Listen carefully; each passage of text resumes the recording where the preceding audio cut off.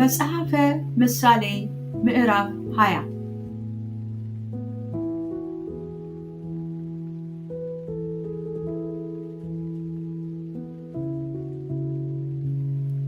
የወይን ጠጅ ፌዘኛ ያደርጋል፣ ብርቱ መጠጥም ጠበኛ ያደርጋል።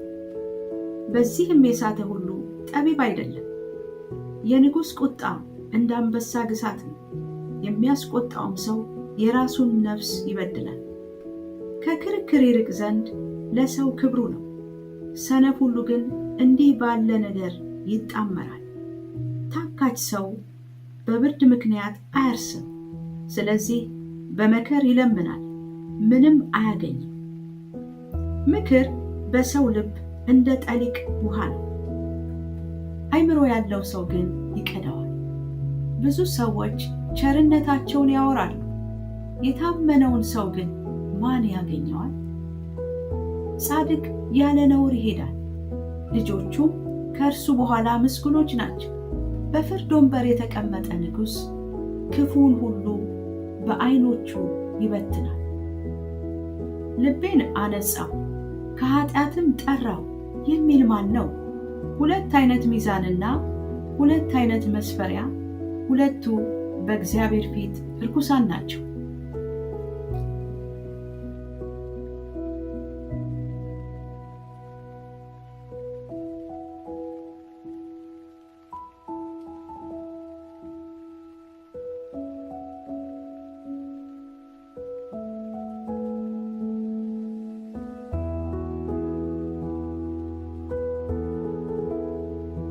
ሕፃን ቅንና ንጹሕ መሆኑ በሚያደርገው ሥራ ይታወቃል። የሚሰማ ጆሮንና የሚያይ ዓይንን ሁለቱን እግዚአብሔር ፈጠራቸው። ድሃ እንዳትሆን እንቅልፍን አትውደድ፣ ዓይንን ክፈት እንጀራም ትጠግባለህ።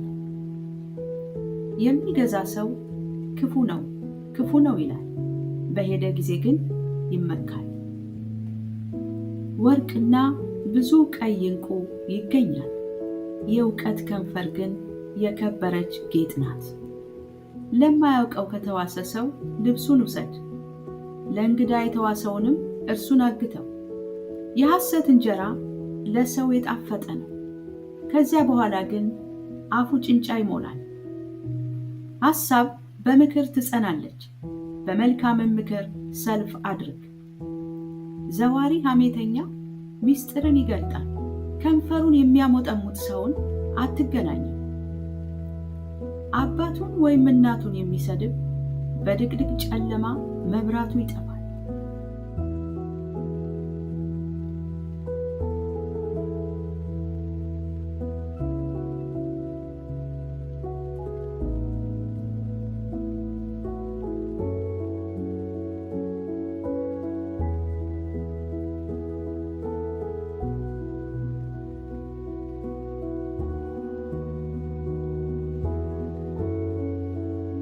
በመጀመሪያ ፈጥኖ የተከማቸ ርስት ፍጻሜው አይባረክም።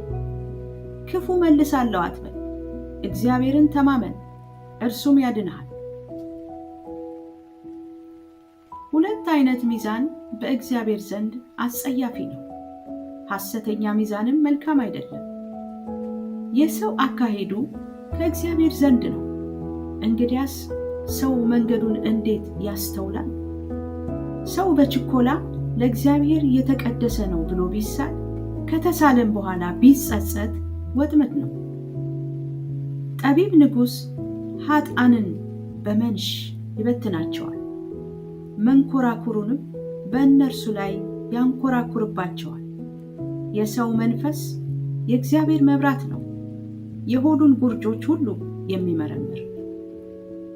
ቸርነትና እውነት ንጉሥን ይጠብቁታል፣ ዙፋኑም በቸርነት ይበረታል። የጎበዛዝት ክብር ጉልበታቸው ናት፣ የሽማግሌዎችም ጌጥ ሽበት ነው። የሰንበር ቁስል ክፉዎችን ያነጻል፣ ግርፋትም ወደ ሆድ ጉርጆች ይገባል።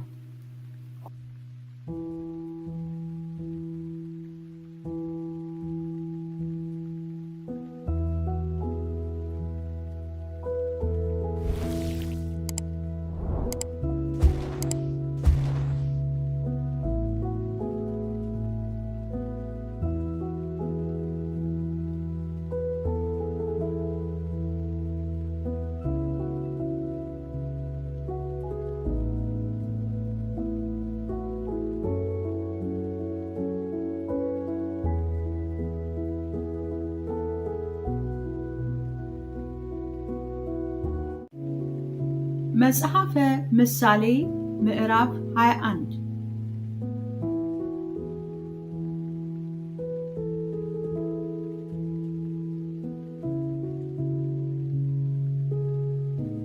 የንጉሥ ልብ እንደ ውሃ ፈሳሾች በእግዚአብሔር እጅ ነው፣ ወደ ወደደውም ያዘነብለዋል። የሰው መንገድ ሁሉ በዓይኑ ፊት የቀናች ትመስለዋለች፣ እግዚአብሔር ግን ልብን ይመዝናል። እግዚአብሔር ከመሥዋዕት ይልቅ ጽድቅንና ቅን ነገርን ማድረግ ይወዳል። ትዕቢተኛ ዓይንና ደፋር ልብ የኃጥአንም እርሻ ኃጢአት ነው። የትጉህ ሐሳብ ወደ ጥጋብ ያደርሳል፣ ችኩል ሰው ሁሉ ግን ለመጉደል ይቸኩላል። በሐሰተኛ ምላስ መዝገብ ማከማቸት የሚበን ጉም ነው። ይህን የሚፈልጉ ሞትን ይፈልጋል። ቅን ነገርን ያደርጉ ዘንድ አይወዱምና የኃጥአን ንጥቂያ ራሳቸውን ያጠፋቸዋል። የበደለኛ መንገድ የጠመመች ናት፣ የንጹሕ ሥራ ግን የቀና ነው። ከጠበኛ ሴት ጋር በአንድ ቤት ከመቀመጥ በውጪ በቤት ማዕዘን ላይ መቀመጥ ይሻላል።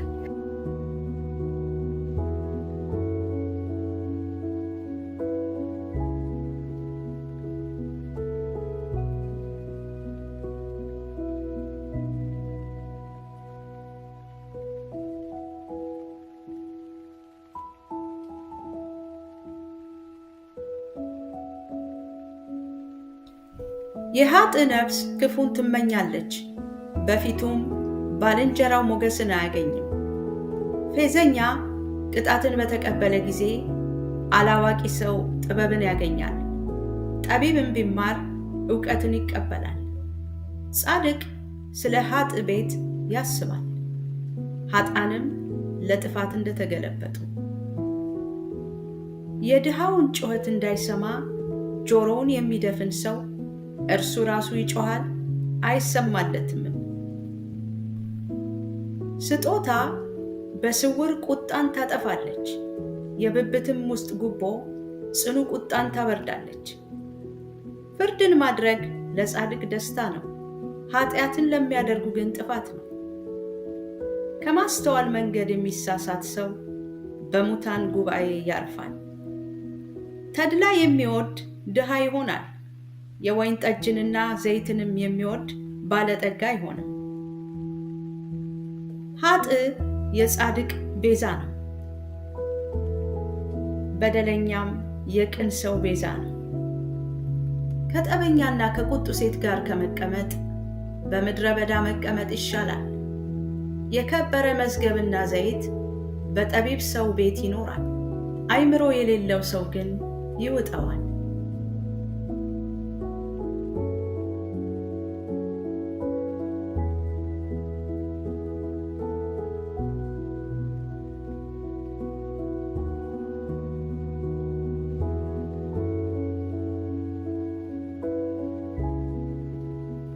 ጽድቅንና ምሕረትን የሚከተል ሕይወትንና ጽድቅን ክብርንም ያገኛል። ጠቢብ የኃያላንን ከተማ ይገባባታል፣ የሚታመኑበትንም ኃይል ያፈርሳል። አፉንና ምላሱን የሚጠብቅ ነፍሱን ከመከራ ይጠብቃል። ኩሩና ተጓዳጅ ሰው ፌዘኛ ይባላል፣ እርሱም በትዕቢት ቁጣ ያደርጋል። ታካችን ምኞቱ ትገለዋለች፣ እጆቹ ይሰሩ ዘንድ አይፈቅዱምና።